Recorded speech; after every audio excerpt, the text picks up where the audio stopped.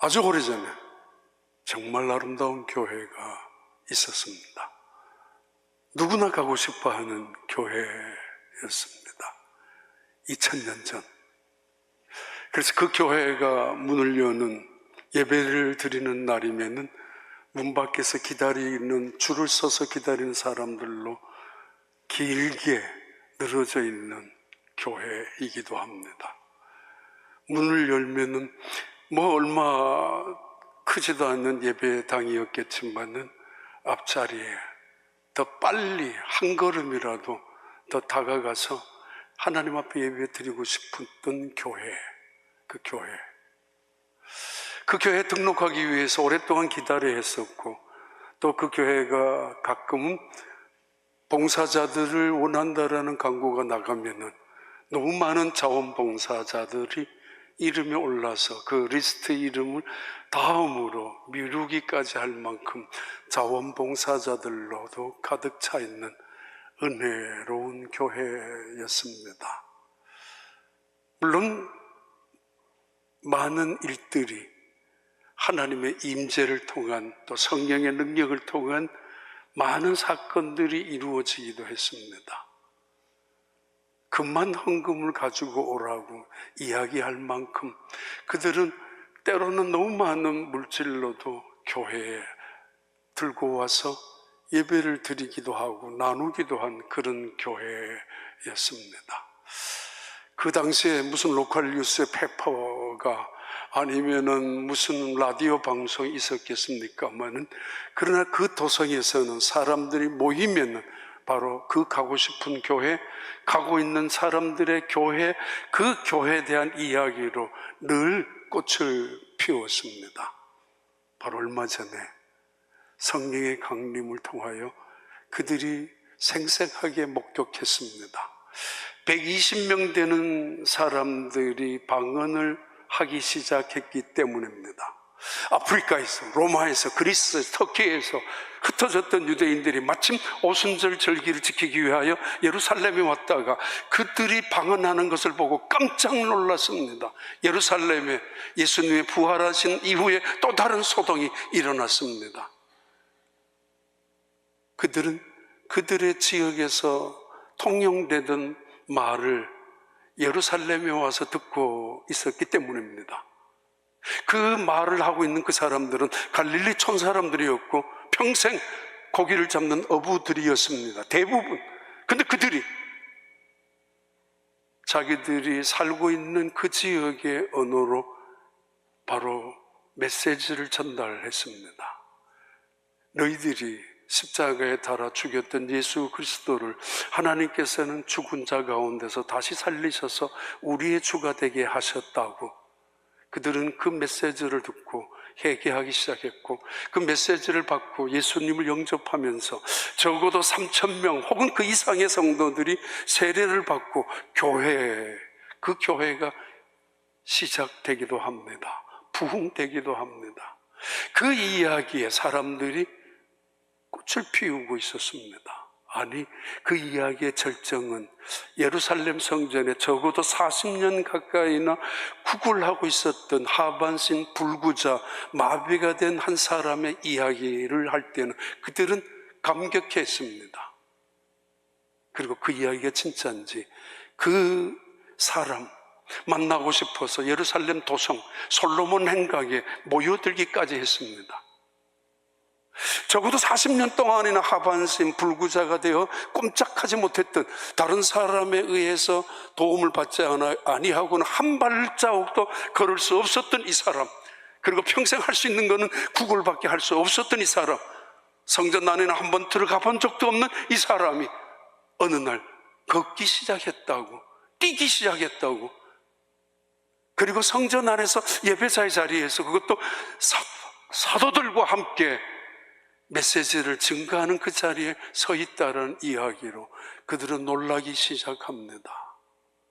그래서 그들은 그 모이는 교회에 가고 싶었고, 그들 속에서 일어나는 놀라운 역사들을 보고 싶었습니다. 예수님은 부활하시고 승천하신 이후에 지금 예수님은 계시지 않는 상황인데 이 교회 안에서 일어나는 일들, 그 일들을 통하여 그들은 깜짝깜짝 놀랍니다.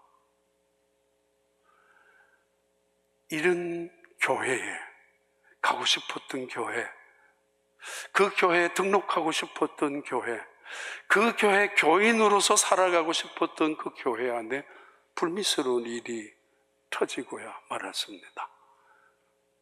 바로 한 사람이 죽었기 때문입니다. 그것도 부부가 죽었기 때문입니다. 예배하다가, 봉사하다가, 기도하다가, 찬송하다가, 헌금하다가 죽었습니다. 그 이야기 언젠가 한번 이 본문으로 설교하고 난 다음 어떤 분이 저한테 말한 것이 기억이 남아 있습니다. 목사님, 너무 무섭습니다. 하나님이 그런 무서운 분으로만 우리에게 가르치는 게 썩 바람직하지 않다라는 그런 뉘앙스가 있는 느낌을 받기도 했습니다. 무섭다고. 사실 그럴 수도 있죠. 1950년대부터 1970년대까지 펜실베니아 주 필라델피아 근처에 로제타라는 집단 동네가 있는데, 원래 정확한 이름은 로제토 발프로트 토레라는 이름입니다. 그 지역의 90% 이상은 이탈리아 바로 로제타 지역에서 살던 사람들이 이주해 와서 그 필라델피아 근처에 로제타라는 동네를, 이름도 똑같이 한 그 동네에 살고 있었는데, 오클라호마 의대 교수였던 그 당시에 스튜어드 울프라는 사람이 그 동네에 가서 뭔가를 신비로운 것을 발견했습니다. 그 동네 대부분의 사람들이 그 당시만 하더라도 많은 사람들의 사망 원인이 심장병이었는데, 그 동네에서는 그런 심장병으로 사망한 사람들이 거의 찾아보기가 어려웠었다고. 그래서 울프 그 연구팀이 연구하기 시작했는데, 무슨 문제일까? 식생활의 문제인가? 아주 유심히 관찰하기도 하고, 운동 어떤 규칙적인 습관인가? 그것도 살펴보기도 하고, 유전적인 인자 때문인가? 연구도 해보다가 그 모든 것이 아니었습니다. 오히려 그들 중에는 비만도 있었고, 전용 운동도 하지 않는 많은 사람도 있었고, 그리고 담배까지 피우는 꽤 많은 사람들이 모여있는 그 동네. 왜 심장병이 그 당시에는 뭐 콜레스테롤이라든가 아니면 심장병 예방하는 뭐 개발한 뭐 그런 대책도 별로 없었을 그 당시에, 요즘은 뭐 여러 가지 박동장치가 있지 않습니까? 또 여러 가지 수술도 시술도 가능합니다만, 그분이 연구 결과에 나타나는 이유 4가지. 그들이 가족 중심의 문화였기 때문에 그 당시에. 2번째는 이웃을 배려하는 끈끈한 사회적인 유대관계.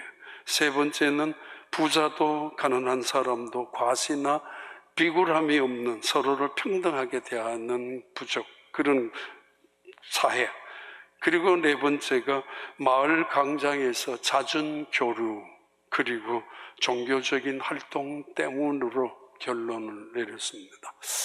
다시 말하면 지나가다가 만나면 모른 척 지나갈 수도 있지만은 만나서 스킨십을, 악수를 하고 적어도 1분, 2분 이상을 대화하고 지나가는 그런 공동체라는 것입니다.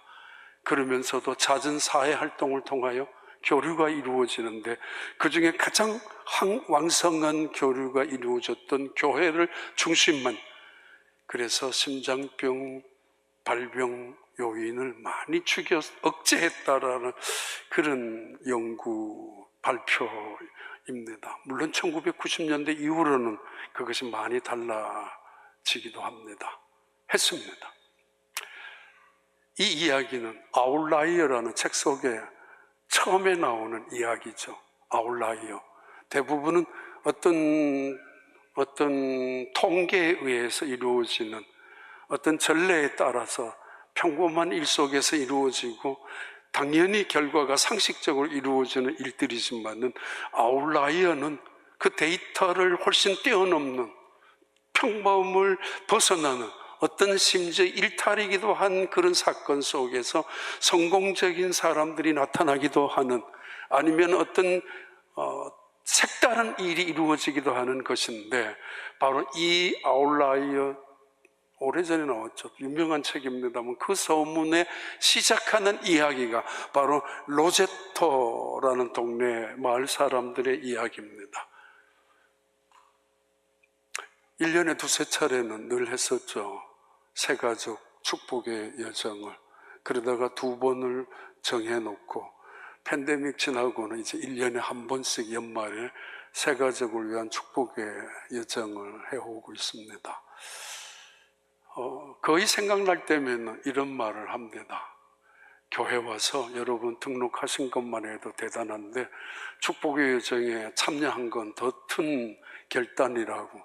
근데 여기에서 적어도 7가정은 알아야 된다고. 그래야 내 집인 것처럼, 내 직장인 것처럼, 내 교회인 것처럼 느낄 수 있는 안정감, 편안함을 7사람 이상을 알았을 때부터 가능하다고 합니다. 심리학이 정확한지는 모르겠습니다만은, 물론 요즘 같으면 예배만 드리고 빨리 왔다 가면 그 말이고, 아는 사람 많으면 많을수록 오히려 더 복잡하고 더 귀찮을 수도 있지만은, 적어도 내 교회, 내 가정, 그것이 여관처럼 느끼지 아니하고 숙박업체로 느끼지 정거장처럼 느끼지 아니한 것이 된다면은 7가정 이상 만났을 때 안부를 물어야 하고, 헤어졌을 때 전화를 해야 되고, 아니면 아픔의 소식을 들었을 때 서로 손을 잡을 수 있는 사람들이 있을 때 가능 좋은 곳이라는 겁니다. 아니, 공동체죠. 아름다운 공동체. 2000년 전부터 있었던 역사적인 교회, 역사적인 플랫폼이 세워졌는데, 그 교회, 누구나 가고 싶었던 교회, 그 공동체 안에서 함께 인사하고 손을 잡고 함께 찬양하고 기도했던 그 교회 안에 사람이 죽었습니다. 그것도 부부가, 그것도 헌금하다가. 이때 이야기를 전반전에서 이렇게 설명합니다. 사도행전 4장 봐요. 32절 35절. 믿는 무리가 한마음과 한뜻이 되어 모든 물건을 서로 통용하고 자기 재물을 조금이라도 자기 것이라 하는 이가 하나도 없더라. 사도들이 큰 권능으로 주 예수의 부활을 증언하니 무리가 큰 은혜를 받아 그 중에 가난한 사람이 없으니 이는 밭과 집 있는 자는 팔아 그 판 것의 값을 가져다가 사도들의 발 앞에 두매 그들이 각 사람의 필요를 따라 나누어 줌이라. 도성에 있는 사람들이 깜짝 놀란 일은 안진뱅이가 일어났던 것보다가, 그들이 방언하는 것보다가, 하나님의 놀라운 능력과 역사가 성령 안에서 이루어지는 것보다가 더 그들에게 가슴 속에 감동이 된 것은 바로 이것입니다. 부자들이 밭을 팔고 땅을 팔아서 헌금을 해서 가난한 사람들 함께 나누고 있대. 근데 부자들도 가난한 사람들도 티를 안 내고 비굴하지도 않고 생색도 안 내고 모두가 함께 기뻐하며, 그리고 찬양하며 기도하며 성찬식을 가지며 말씀을 배우며 그 교회 이야기로 모두가 꽃을 피웠고, 그 교회 이야기를 통해서 어떻게 그럴 수가 있지? 아니, 그 내 것을 움켜잡기 위하여 살아왔는데, 그렇게 땀 흘리며 열심으로 살아왔는데 그걸 나누다니. 그래서 나도 가고 싶은 교회, 얻어먹고 싶은 교회가 아니라 그것을 눈으로 목격하고 싶은 교회였습니다. 그런데 말입니다, 문제가 터지고 맙니다. 바로 그 유명한 아나니아와 삽비라라는 부부가 어느 날 집에 가면서 이런 이야기를 했을 겁니다. 여보, 우리도 땅을 팔면 좋지 않을까? 밭이라는 의미와 땅의 의미는 똑같은 의미인데, 이것은 성경적으로 하나님의 땅을 의미하죠. 원래부터 소유는 땅이라는 것은. 그래서 희년 제도를 만들었던 이유도 거기에 있습니다. 그러면 교회에서 가난한 사람들에게도 혜택이 돌아가지 않을까. 아마 선한 동기로 시작했을 수도 있고 착한 마음으로 이야기했을 수 있는데, 그들은 그 땅을 팔았습니다. 생각대로 팔아서 그것을 베드로에게 갖고 왔습니다. 성경대로 말하면 판 땅 중에 일부를 가지고 왔고 나머지는 그들이 뒤로 챙겼던 것 같습니다. 성경대로 킥백 하는 것이니까 그들은 뒤로 숨겨 놓았고 나머지만, 더 레스트 머니만 갖고 왔습니다. 아무튼 그 하나니아 집사님이 예배당에 들어오자마자, 들어오는 순간에, 앉지도 않는 순간에 이 헌금을 갖다 놓는 그 자리에서 베드로 그분이 소리칩니다. 이 하나니아야, 너 어떻게 그럴 수가 있니? 어떻게 너의 마음속에 거짓이, 마귀가 가득 차서 이런 짓을 할 수 있느냐라고. 너 생각대로 사람을 속일 수 있을는지 모르지만은 하나님을 속일 수 없다고, 성령을 속일 수는 더 누구나 없다라고. How is it? Satan has so filled in your heart. 가득 찼다고. You have lied to God and Holy Spirit. 넌 지금 성령을 속이고 하나님을 속이고 있다. 땅을 팔기 전에도 너 거 아니었더냐? 사실은 따지고 보면, 어떻게 보면 팔고 나서도 그 돈 네 거야. 그런데 왜 이렇게 했니? 라는 말까지 언급하면서 그는 무슨 변명조차 하지 못하는 순간에 이 아나니아라는 집사님이 어떻게 알았지? 미처 그걸 말도 느끼기도 전에 하다가 베드로가 말이 쏟아지기 마치자마자 그 사람은 그 자리에서 죽었습니다. 그 이야기입니다. 죽은 그 시신의 소문이 퍼집니다. 3,000명 이상이나 모인 교인들이니까 누군가가 입에 소문을 퍼져서 몇몇 젊은이들이 와서 그 죽은 시신을 어깨에 메고 장례를 치르고 돌아왔습니다. 발에 아직 흙이 털기도 전에 그 아내가 들어옵니다. 성경에는 3시간 이후에, after 3 hours, 3시간쯤 지난 후에 그의 아내 미세스 삽비라가 등장합니다. 모두가 긴장합니다. 저거 어떻게 되지? 자기 남편을, 지금 남편이 죽은 줄도 모르고 지금 들어오고 있는 그의 아내 삽비라, 여자 집사님. 그에게 베드로가 묻습니다. 이게 그 아내도 남은 돈을 또 갖고 왔는가 봅니다. 이게 그 돈이냐고. Is this the price? 이게 그 땅을 판 돈이냐고. 그 돈의 전부가 맞느냐고. You and your husband got for the land. 땅을 팔고 얻은 그 돈이 맞냐고. 모든 사람들이 긴장하죠. 이미 몇 시간 전에 불과 그의 남편이, 지금 그들은 속속 사정을 모르고 있습니다. 그러나 베드로는 모든 것을 알고 있는 것처럼 그렇게 떠들었기 때문에, 말했기 때문에 사람들은 속으로 말합니다.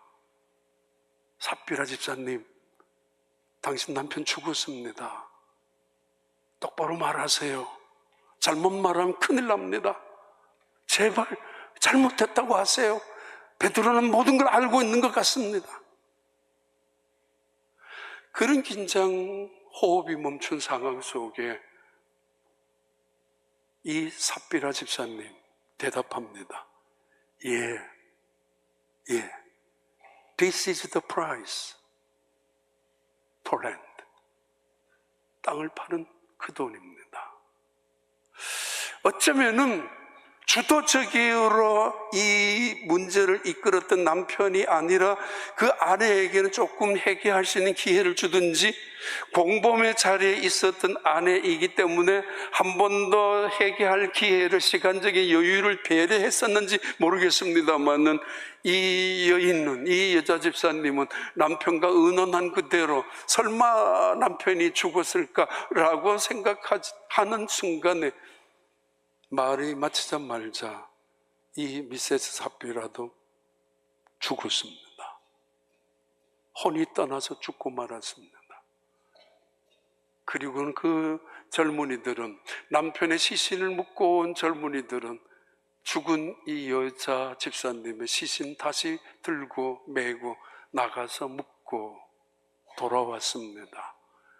그 이야기가 오늘 본문 이야기고, 그 이야기의 역사 속에 나타나는 최초의 교회, 그 아름다웠던 교회, 영광스러웠던 그 교회 안에 있어 일어난 불미스러운 사건입니다. 왜 이런 일을 허락하십니까?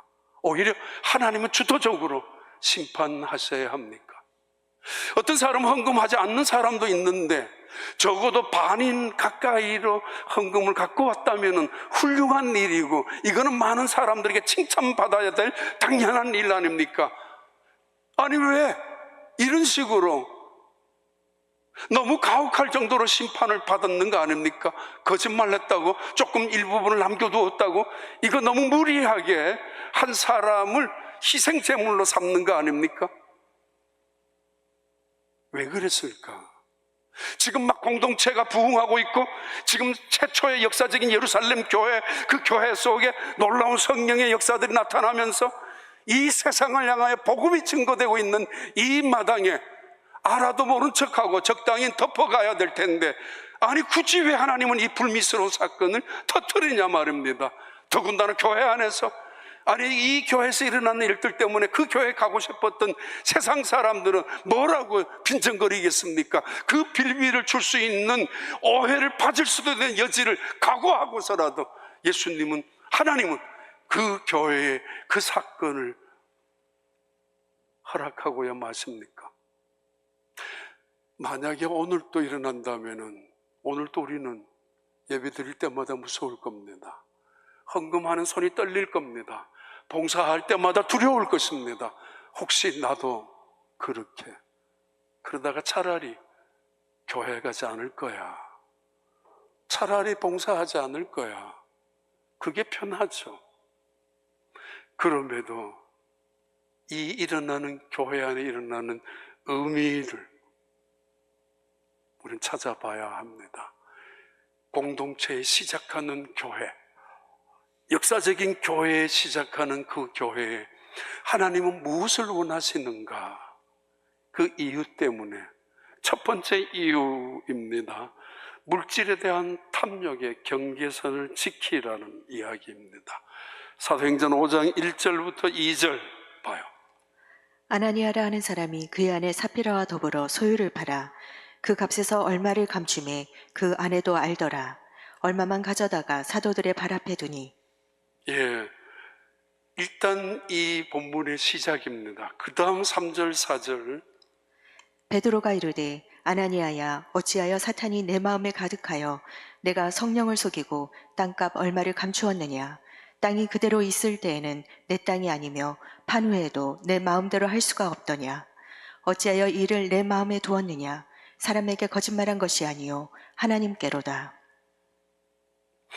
지금 베드로는 어쩌면 기분 좋게 꿈에도 이런 일이 일어날 거라고 생각도 못했던 아나니아가 걸어올 때에, 그리고 그 재물을 사도의 발 아래, 바로 자기의 발 아래 놓아 놓을 때에 거침없이 이야기를 합니다. 하워드 마샬은 이 순간을 이렇게 증언합니다. 초대교회에는 강제적인 재산 공유를 억압적으로, 강제적으로 한 일은 한 번도 없다고, 그리고 그것을 요구한 적도 없다고, 그리고 베드로가 하고 있는 이 모든 일들도 결코 월권이 아니라고 주장하기도 합니다. 우리에게 메시지를 주기 위한, 공동체에 막 시작하는 시작의 초반에 뭔가 버릇을, 표현이 좀 죄송합니다만, 뭔가 하나님이 원하시는 공동체를 제대로 세우기 위해서 하나님께서 본보기로 희생제물로 세우고 가혹할 정도로 있는 첫 번째 이유는 공동체의 진실성, 공동체가 가져야 되는 도덕적인 정직성을 요구하고 있기 때문입니다. 지금 이 아나니아 그리고 삽비라 이 사람들은 거짓말을, 베드로는 그들의 거짓말을 지적합니다. 그 거짓말이 사람에게는 통할는지 모르지만은 그 거짓말은 결국은 성령의 역사가 이루어지고 있는 교회 안에, 그 성령을 통해서 하나님의 임재가 나타나는 교회 안에 바로 하나님에게 거짓말하는 것이라고. 어떻게 이럴 수 있느냐고. 마치 자기는 성령의 감동을 받아서 땅을 팔아 하나님께 드리는 것처럼 드렸지만은, 그러나 이 베드로는 너의 속에 사실은 사탄이 가득하다고. 그래서 너는 you lied to가 하나님을 향하여 거짓말한 것이고 성령을 속인 것이라고. 그러면서 덧붙이죠. 땅을 팔기 전에도 너의 땅은 너의 것이었어. 팔고 나서도 너의 것이지. 지금도 너의 것이었어. 그런데 너가 거짓말을 할 만큼, 부득이하여 너가 일부를 숨겨야 할 만큼 그렇게 특별한 사정이 있었느냐고. 도저히 이 물질을 남겨두지 않으면 안 될 급박한 사정이 있었느냐? 아니었지 않느냐? 그런데 왜 거짓말 하느냐고. 물론 노후의 안전대책을 위하여 남겨둘 수 있습니다. 왜냐하면은 다른 사람들에게 짐을 주지 않기 위해서라도 내 것을 챙기는 거 중요합니다. 안전한 노후를 보장받을 수 있기 때문입니다. 아니면은 지금 막 세상에서 사업을 시작하는 내 자식을 향하는 사랑이나 부모된 책임 때문에 일부는 남겨두어서 내 자식에게 유산으로 주고 싶은 마음이 왜 없었겠습니까? 아니, 이런 사람에게 왜 가혹할 정도로 심판이 떨어져야만 합니까? 베드로가 말하죠. 너가 팔아서 일부를 남겨두었습니다. 내 노후를 위해서, 나중을 위해서라도, 내 자식을 위해서라도 필요할 것 같아서 정말 죄송하지만 이것만 갖고 왔습니다. 그래야 되지 않겠느냐는 이야기죠. 피치 못할 사정이 급박하게 지금 생긴 것도 아닌데 왜 마음이 변했느냐고. 아니, 변한 거 그냥 변했다고 고백하지 왜 거짓말 하느냐고, 왜 하나님을 속이느냐라고. 공동체의 가장 강력한 힘 중에 하나는 정직성 아닙니까? 그리스도인들, 그들의 이름이 교회 그리스도에게 속한 사람들입니다. 그리스도에게 속한 사람들이란 뜻은 크리스찬이란 말은 진실이라는 말입니다. 아멘, 아멘. 바로 그리스도인들의 다른 단어의 별명은 진실한 사람들이죠. 걱정이 없는 언제나 진실한 사람들. 바로 공동체를 무너뜨릴 수도 있는 가장 기본적인 것을 지금 베드로는 지적하고 있습니다. 이 메타포는 구약에 있는 아간의 사건과 매우 유사합니다. 하나님이 이스라엘 백성들을 출애굽시켜서 가나안 땅을 들어가게 정복시키려고 합니다. 그때 하나님이 명령하시고 약속하신 것이 있습니다. 가서 너희들이 정복하는 땅마다 나타나는 모든 전리품은 그대로 태워라. 하나도 남김없이 태워라고. 그 이유는 하나님의 것이기 때문에 너희들이 잘해서 승리한 것이 아니지 않느냐. 두 번째 이유는 전리품에 눈멀기 시작하면 분열이 일어나고 결국은 망하기 때문에, 목적도 잃어버리기 때문에. 징기스칸은 전리품 나누면서 장군들이 더 큰 충성을 했었고, 그리고 알렉산더도 그 전리품 나누는 그 지혜 때문에 아주 장수들에게 충성을 받았던 거 아닙니까? 그 중에 한 사람, 여리고성을 정복했을 때 외투 한 벌을 숨겨둔 사람, 은 200세겔을 감추어둔 사람, 그리고 금 한 덩어리를 감추어둔 사람이 있었는데 그 사람이 아간이라는 사람이었습니다. 여리고성의 공격을 성공하고 난 다음 아이성은 쉽게 성공할 줄 알았었는데 패배하고야 말았습니다. 하나님이 말씀합니다. 너희들 중에 죄가 있다고. 너희들 중에 죄가 있다고.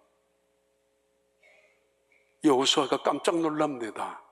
그리고 감동을 받습니다. 그게 무슨 뜻인지. 그래서 제비를 뽑기 시작했는데 아간이라는 사람이 제비를 뽑습니다. 그가 고백합니다. 봐요. 여호수아서 7장 20절 21절. 아간이 여호수아에게 대답하여 이르되 참으로 나는 이스라엘의 하나님 여호와께 범죄하여 이러이러하게 행하였나이다. 내가 노력한 물건 중에 시날산의 아름다운 외투 한 벌과 은 200세겔과 그 무게가 50세겔 되는 금덩이 하나를 보고 탐내어 가졌나이다. 보소서, 이제 그 물건들을 내 장막 가운데 땅속에 감추었는데 은은 그 밑에 있나이다 하더라. 아간이 외투 한 벌 정도 뭐 숨겨두는 게 뭐 잘못이냐고 할 수도 있었을 거예요. 그 옛날에 옷이 귀하지 않습니까? 이거 갖고 있다가 옷 없는 사람, 특히 집 없는 사람에게 주면 좋겠다라는 마음의 변명거리도 갖고 있었을 것입니다. 굳이 은 200세겔을 땅속에 묻어도 그 만덩어리를 버려? 다 태워버린단 말이야? 그거 손해 아닐까? 이걸 갖고 있어서 때로는 구제 헌금으로, 때로는 선교 헌금으로, 때로는 필요할 때, 정말 적절할 때, 누군가가 도움이 필요할 때 나눠주면 좋겠다라는 생각을 왜 안 했겠습니까? 그러나 그의 시작은 탐욕, 탐심이었습니다. 돈의 물이 멀면은 거짓말이 나오게 되고, 거짓말을 하기 시작하면 사탄에 사로잡히게 되고, 결국 망하게 되는 거죠, 세상이. 사람들 이야기 많이 들었습니다. 목사님, 세상 사기꾼이라고 다 생각하면 됩니다. 나쁜 사기꾼이 아니라 나는 손해보지 않을 거야. 한 달러도. 그 사람들이 100만 불을 손해보든 나와는 상관없다고. 나만 이익만 있으면 된다고. 누군가는 피눈물을 흘려도 나와는 상관없다고. 그래서 이익에 눈이 멀어 쫓아다닌 사람들 결국은 빈손 아닙니까? 아간 결국은 그의 죄를 고백했는데 봐요. 25절 26절 그 결과가 이렇습니다. 여호수아가 이르되 내가 어찌하여 우리를 괴롭게 하였느냐? 여호와께서 오늘 너를 괴롭게 하시리라 하니 온 이스라엘이 그를 돌로 치고 물건들도 돌로 치고 불사르고 그 위에 돌 무더기를 크게 쌓았더니 오늘까지 있더라. 여호와께서 그의 맹렬한 진노를 그치시니 그러므로 그곳 이름을 오늘까지 아골 골짜기라 부르더라. 아골 골짜기라는 이름은 돈을 탐하다가 거짓말을 했고 거짓말하다가 탐욕 속에 결국은 망했던 사람이 돌에 맞아 죽었던 그 골짜기예요. 근데 문제는 아간만 죽은 게 아닙니다. 아간의 친척들, 아간의 자식들도 같이 죽었습니다. 친척들이 그랬을 거예요. 아저씨 왜 그랬냐고, 삼촌, 큰아버지 왜 그랬었느냐고, 하나님이 그렇게 우리에게 은혜를 베풀어 주었는데 그거 잊어버렸느냐고.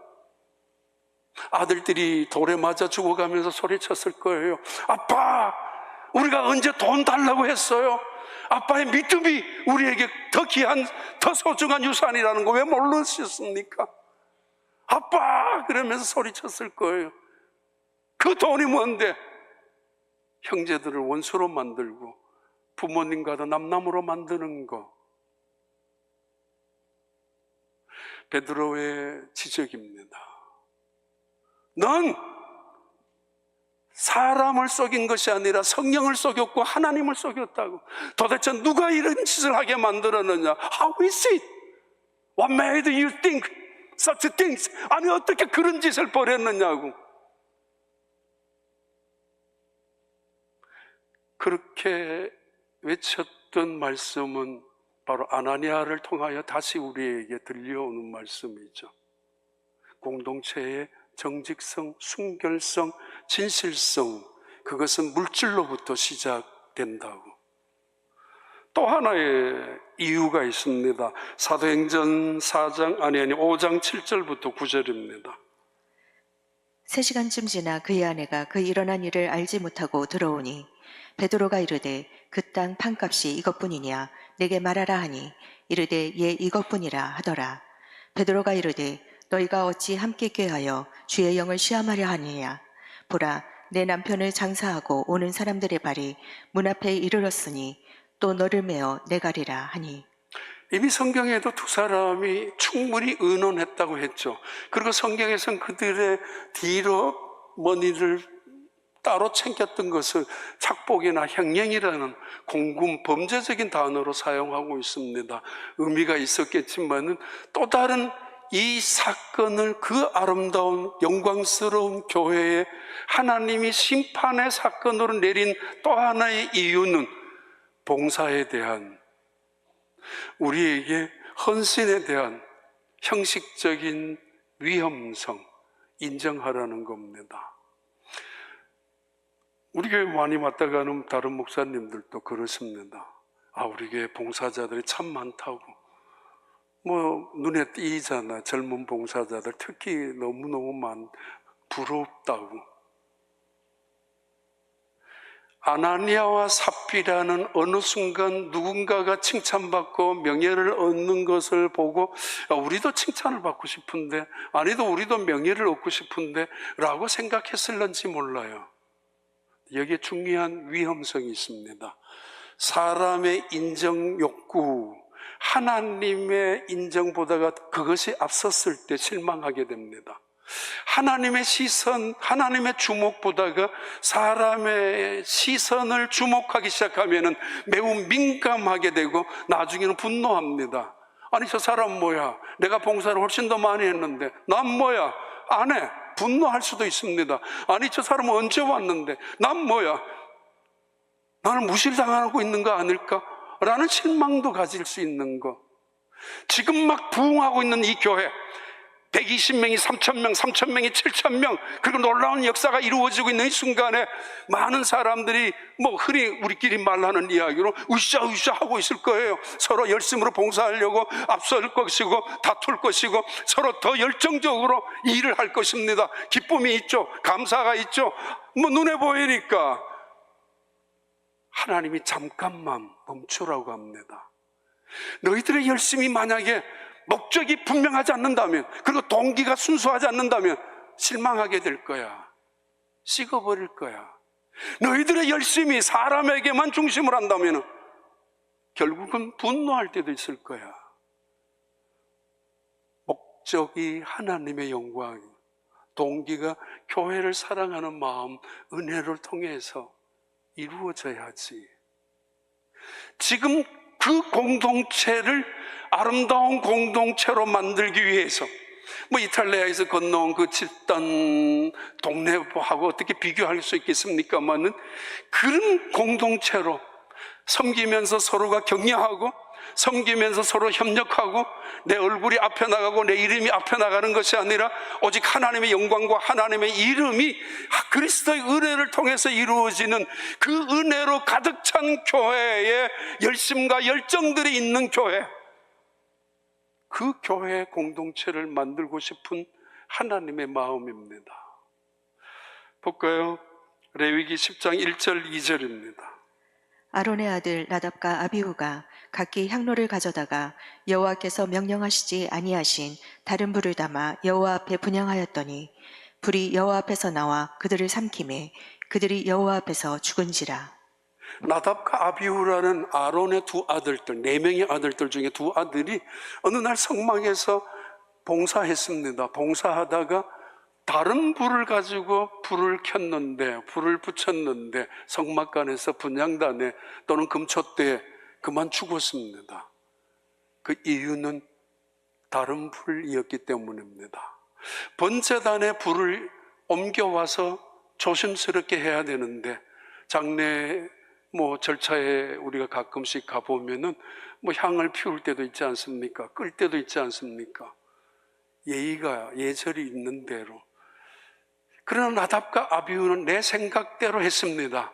내가 편리한 대로 했습니다. 불만 켜면 되니까, 그 일만 이루어지면 되니까, 과정이 어떻든 내 할 목만 챙기면 되니까, 그게 무슨 잘못이에요? 그런데 그들은 죽었습니다. 하늘에서 2개의 빛이 내려와서 그들을 죽였습니다.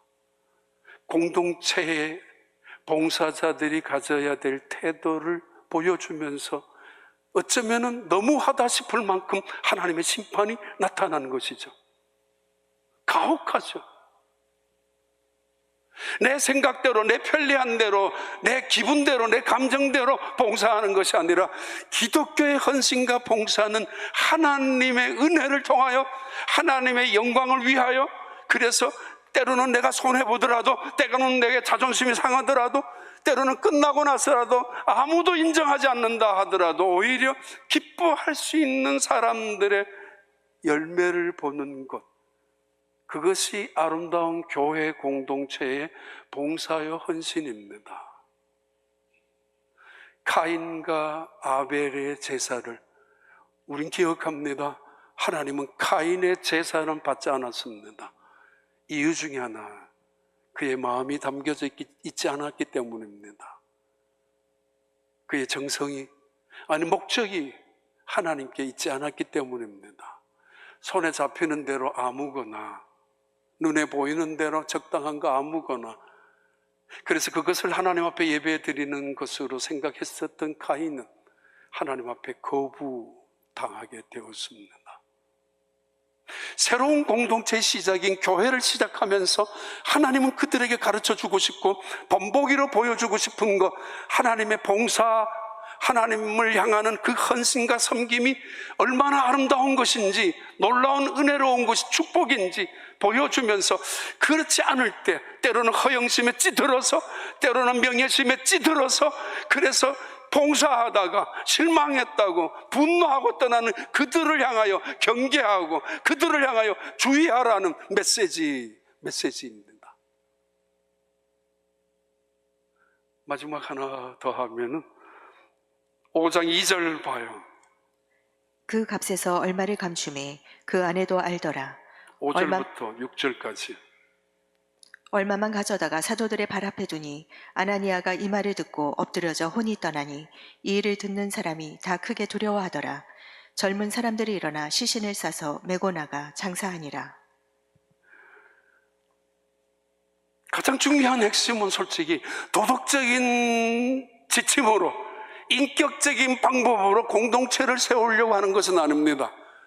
가장 중요한 핵심을 놓치지 말아야 되는데, 교회라는 공동체 안에 나타나는 성령님에 대한 두려움, 그 성령님의 역사를 통해서 나타나는 하나님의 거룩하신 그 임재를 인정하지 않는 성도들을 향하여 아주 무서울 정도로 하나님은 본보기로 아나니와 삽비라를 희생양으로 삼고 있습니다.